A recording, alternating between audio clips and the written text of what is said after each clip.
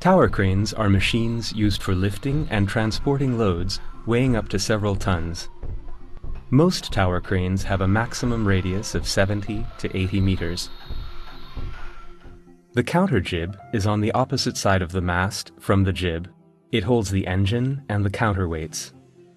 Counterweights are necessary because the load lifted by the jib exerts a torque, which, without an appropriate counterweight, would damage the structure of the crane.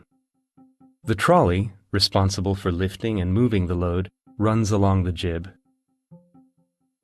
When a tower crane is set up, the first parts are assembled with the help of another crane. Then, the crane builds itself, as shown in the animation.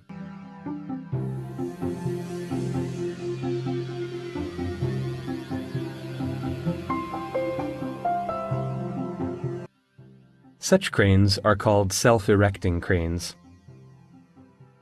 The product of the length of the lever arm and the load weight is the torque.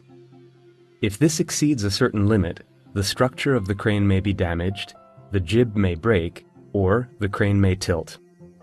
Thus, the heavier the load, the smaller the radius.